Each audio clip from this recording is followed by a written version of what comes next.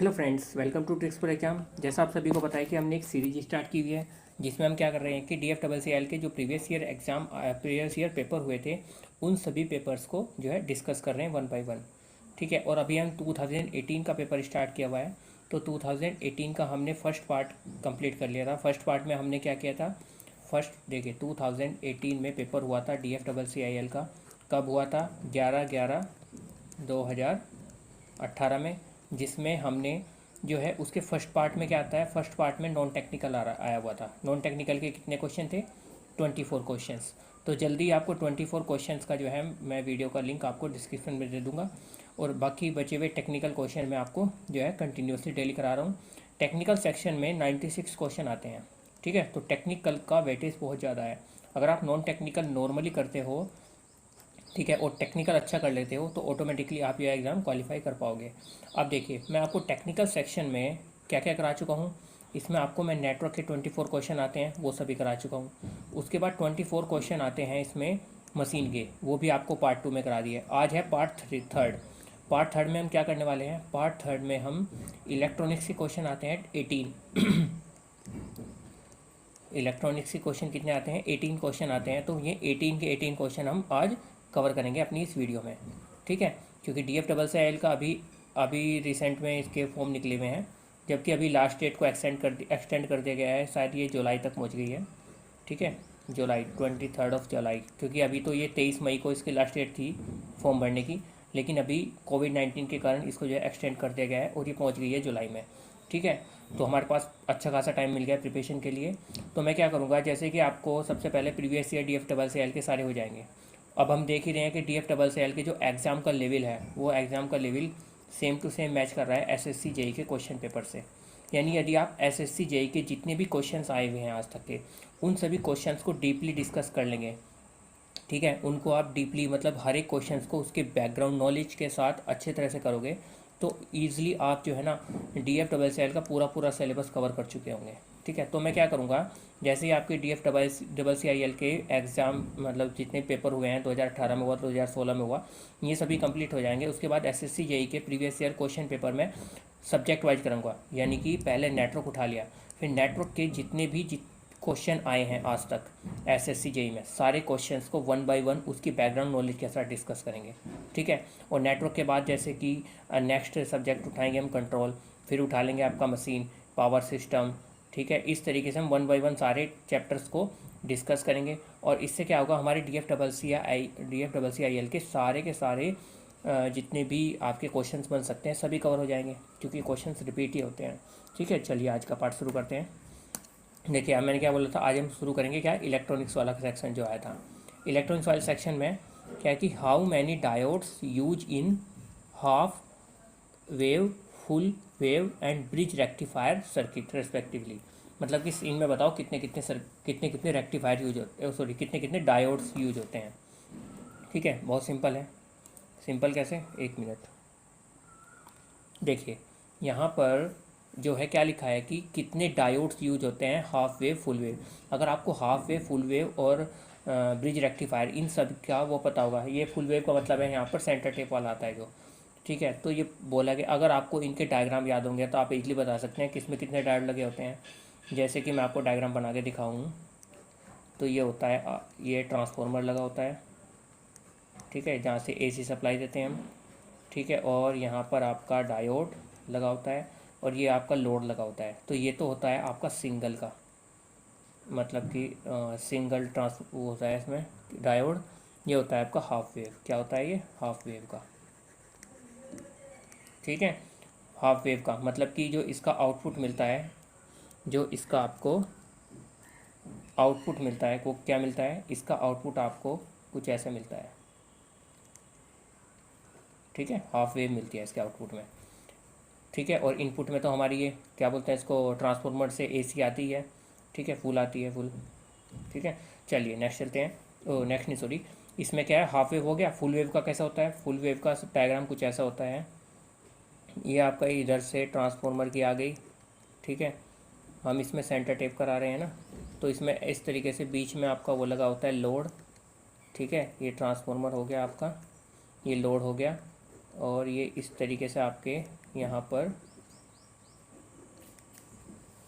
यहाँ पर एक मिनट, एक डायोड तो आपका यहाँ पे लगा होता है और एक डायोड इसमें यहाँ पे लगा होता है, ठीक है। तो ये कौन सा हो गया, ये आपका फुल वेव हो गया। ये कौन सा हो गया, फुल वेव। इसमें क्या आउटपुट मिलती है, इसमें आउटपुट आपको फुल वेव मिलती है, ये वाली आउटपुट मिलती है। उसके बाद चलते हैं हम कौन सा, आपको बताता हूँ मैं, ब्रिज रेक्टिफायर। ब्रिज रेक्टिफायर में क्या करते हैं हम, ब्रिज रेक्टिफायर में ये आपका एक डायोड ऐसे लगा होता है, एक डायोड ऐसे लगा होता है, एक डायोड ऐसे लगा होता है और एक डायोड आपका कुछ ऐसे लगा होता है, ठीक है। ये चारों डायोड आपके इस फॉर्म में, ब्रिज की फॉर्म में लगे होते हैं। और एक यहाँ से इसके और इसके बीच यहाँ पे हमारा क्या होता है, लोड लगा होता है। और इसके और इधर के इसके बीच यहाँ पे हमारी सप्लाई लगी होती है, एसी सप्लाई। तो इस तरीके से इसका भी आउटपुट हमारा फुल वेव आता है। तो ये तो हो गया हमारा कौन सा, ब्रिज। तो ब्रिज वाले में कितने रेक्टिफायर यूज होते हैं, और तो कितने डायोड यूज होते हैं, ब्रिज वाले में 4, फुल वेव में हमने देखा कि कितने 2, और हाफ वेव में हमने देखा कितने 1। तो ऑप्शन कौन सा हो जाएगा, ऑप्शन 4 सही हो जाएगा। देखिए हमने बिल्कुल डिटेल में डिस्कस किया है इस क्वेश्चन को, क्योंकि अगर इससे घुमा फिरा के कुछ और भी क्वेश्चन पूछें तो आप आराम से बना सकते हो। चलिए नेक्स्ट देखते हैं। नेक्स्ट है आपका, if the resolution of a digital analog is approximately 0.4% of its full scale range then it is an, तब ये क्या होगा, ठीक है। अब देखिए इसको कैसे करेंगे।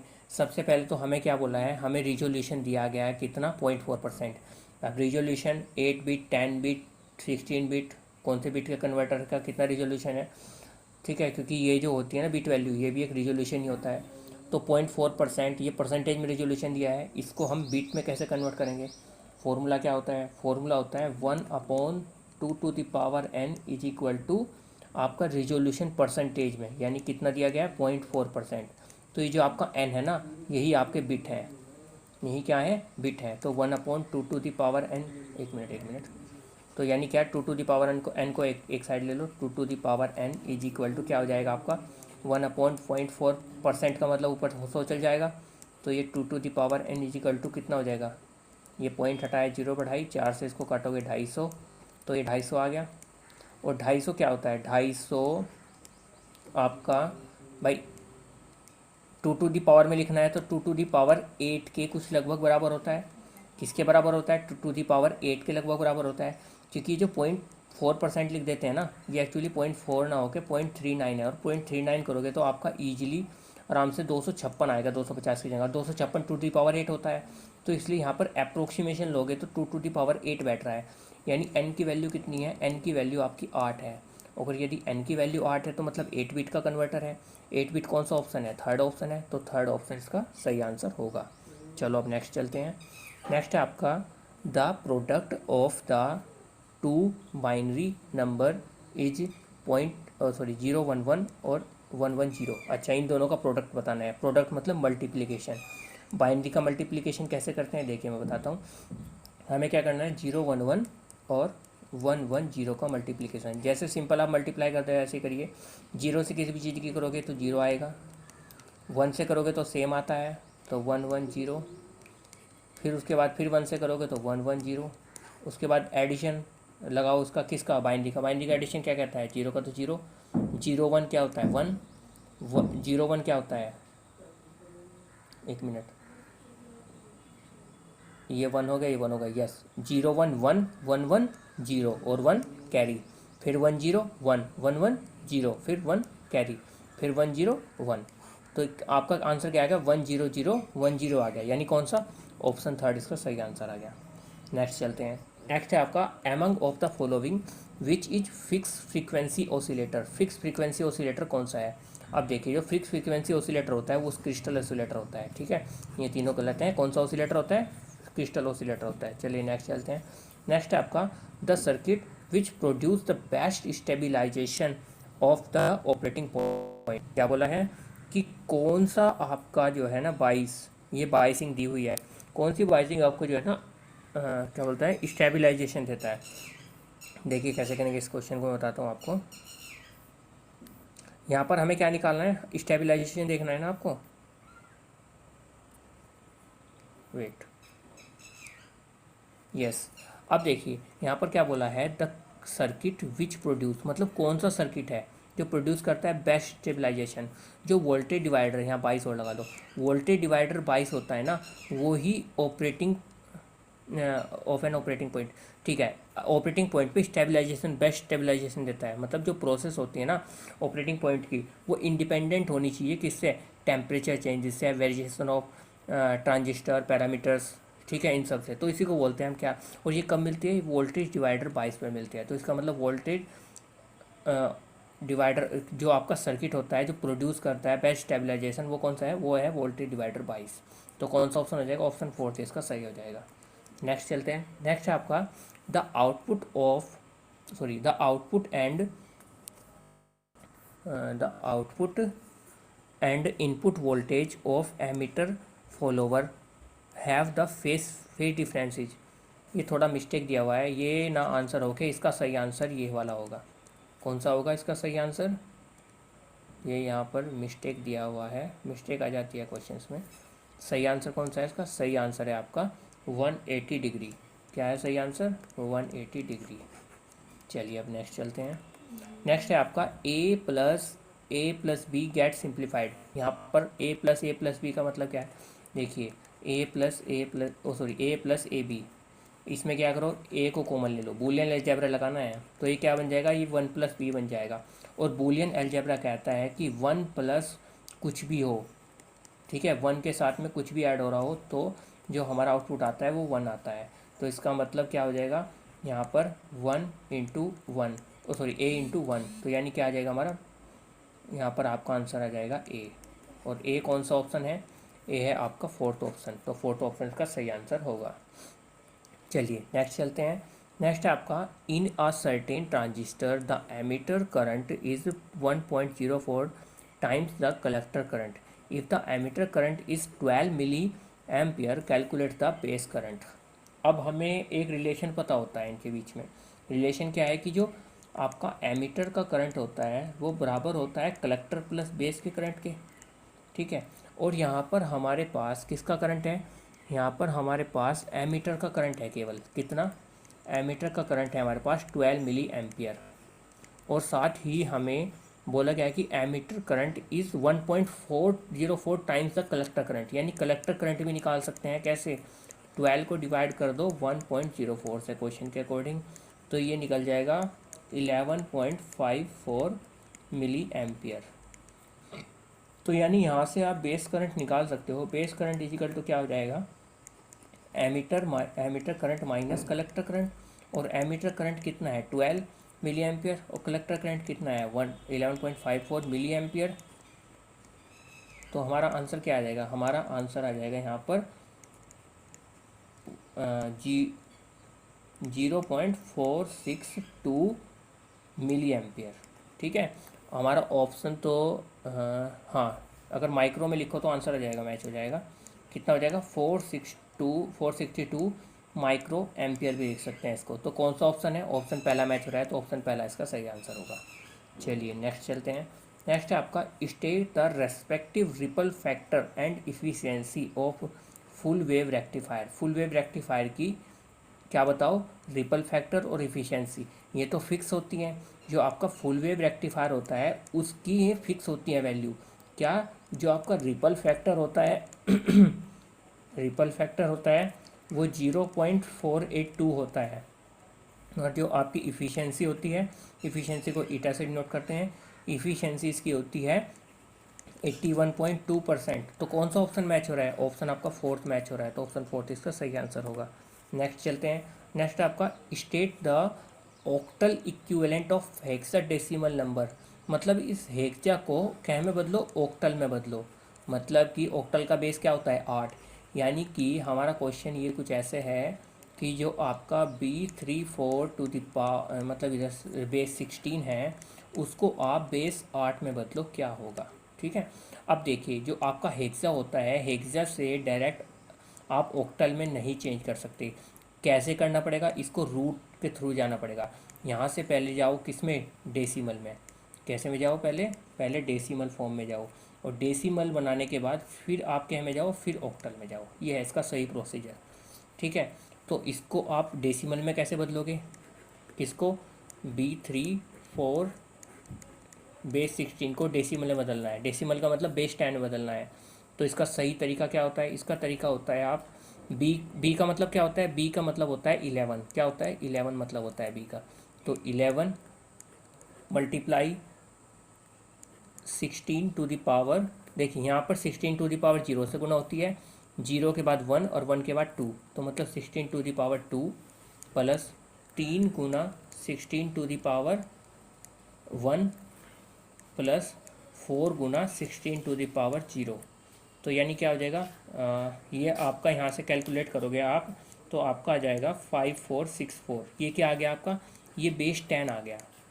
अब क्या करना है? अब इस बेस 10 को ऑक्टल में बदलो। किस में बदलो? ऑक्टल में। ऑक्टल में बदलने के लिए सही तरीका क्या होता है? 5464 का आप 8 से डिवाइड करो। देखो 8 से डिवाइड करोगे तो 8 पंजे, सॉरी 8 तिया 24, नहीं नहीं नहीं नहीं, 1 मिनट, कहाँ गड़बड़ कर रहे हैं? यहीं पे तो गड़बड़ कर दी। ये आपका 2868 आता है। क्या आता है? 2868 आता है। ठीक है, मैं कैलकुलेशन नहीं कर रहा हूँ, कैलकुलेशन मैंने ऑटोमेटिकली आपकी अब करके रखी हुई थी। 16 का स्क्वायर और गुना 11 ये सब मैंने कर लिया, तो हमारा ये आएगा। अब इसका क्या करना है? अब इसको मैं प्रोसीजर बता रहा हूँ, प्रोसीजर पर ध्यान दीजिए। क्वेश्चन वहाँ पे प्रोसीजर करोगे आप, क्वेश्चन कुछ भी आ सकता है।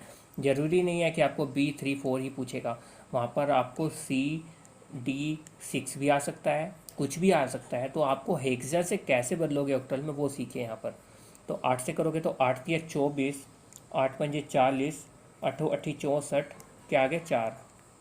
उसके बाद फिर क्या करो? फिर उसके बाद फिर आप फिर 8 से डिवाइड करो।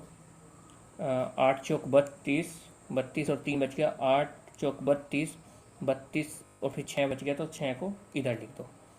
फिर उसके बाद फिर 8 से डिवाइड करो। अब 8 पंजे 40 और 4 बच गया।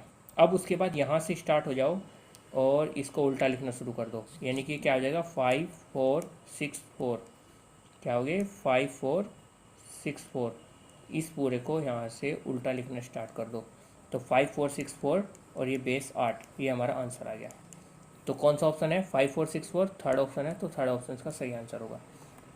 नेक्स्ट चलो, नेक्स्ट है आपका zener diode are use in, मतलब कि जो आपका जीनर डायोड होता है वो कहाँ पर यूज किया जाता है। अब देखिए, जीनर डायोड की खासियत सभी को पता होती है कि जीनर डायोड हमेशा रिवर्स बाइस में यूज किया जाता है। कहाँ यूज किया जाता है? हमेशा रिवर्स बाइस में काम करता है, रिवर्स बाइस में काम करता है। क्योंकि ये जब फॉरवर्ड बाइस में काम करता है ना, फॉरवर्ड बाइस में ये as a normal signal diode होता है ना, उस तरीके से डायोड काम करता है। ये कैसे काम करता है? नॉर्मली क्या बोलते हैं अपने, सिंपल सिग्नल डायोड की तरह काम करता है। लेकिन जब रिवर्स बाइस अप्लाइड की जाती है तो जिसकी जो वोल्टेज है वो कांस्टेंट रहती है, रिमेन सेम रहती है, तो एज ए वोल्टेज रेगुलेटर काम करता है ये। कौन सा ऑप्शन हो जाएगा? ऑप्शन पहला। नेक्स्ट है आपका state the correct condition for transistor to operate in cut off region. Cut off region में ट्रांजिस्टर के ऑपरेट करने की सही कंडीशन क्या होती है? देखिए, सही कंडीशन क्या होती है इसकी? एमिटर बेस जो बेस जंक्शन होता है वो तो रिवर्स बाइस होता है, और जो कलेक्टर बेस जंक्शन होता है वो भी रिवर्स बाइस होता है। यही होता है इसमें, किसमें? कट ऑफ रीजन में। नेक्स्ट चलते हैं। नेक्स्ट है आपका जो वोल्टेज रेगुलेशन इसकी ऑन भाई। अब वोल्टेज रेगुलेशन क्या होता है? वोल्टेज रेगुलेशन का फॉर्मूला बिल्कुल उंगलियों पर होता है जबकि। क्या होता है?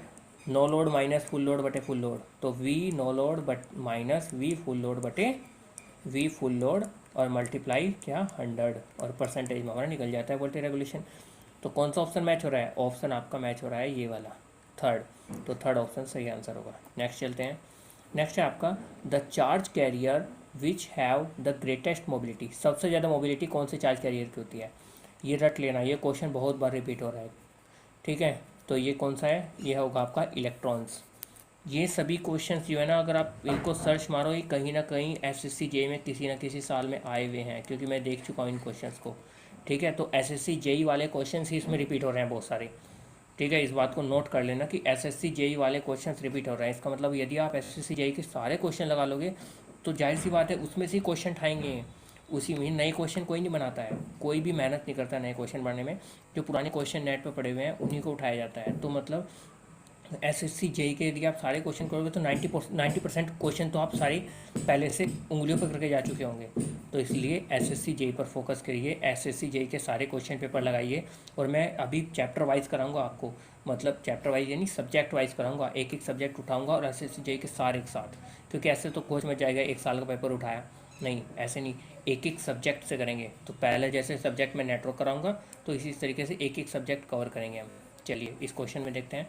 तो मोबिलिटी पूछिए, मोबिलिटी जो है इलेक्ट्रॉन्स की सबसे ज़्यादा होती है, होल्स के मुकाबले इलेक्ट्रॉन्स की ज़्यादा होती है।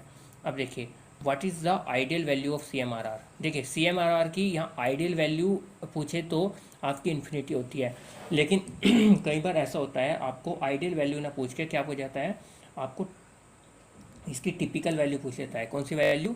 टिपिकल। तो आपको यदि टिपिकल वैल्यू पूछ ली जाए तो टिपिकल वैल्यू में आप आंसर क्या लगाओगे? तो लगाओगे आप 100 dB, 100 डेसीबल। ठीक है, चलिए नेक्स्ट चलते हैं।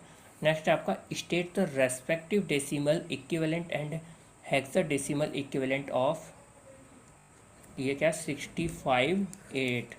इसको आप क्या करो, इसका आप डेसिमल भी बताओ और इसको आप हेक्सा भी बताओ। ठीक है, ये पूछा गया है यहाँ पर, हेक्सा भी बताओ और डेसिमल भी बताओ, आराम से निकल जाएगा। अब सबसे पहले हम कहाँ जाएंगे? सबसे पहले ओक्टा से डेसिमल में जाते हैं, और डेसिमल से किसी में भी जाओगे तो आप जैसे उसके बेस की पावर की मल्टीप्लाई होती चली जाती है। जैसे पहले आपने पीछे क्वेश्चन में देखा होगा, यहाँ 16 था तो 10 बेस पे गए थे तो 16 टू द पावर 0 1 2 इसकी मल्टीप्लाई हुई थी। यहाँ 8 है तो 8 टू द पावर 0 1 2 इससे मल्टीप्लाई होगी। तो यहाँ से हमें बेस 8 से बेस 10 पे जाना है। तो कैसे करेंगे? देखिए कैसे करेंगे इसका कन्वर्जन। यहाँ पर पहले 6 लो, 6 टू द पावर, ये 8 की पावर 0, 8 की पावर 1, तो 8 की power 1, 8 to the power 1 plus 5 multiply 8 to the power 0।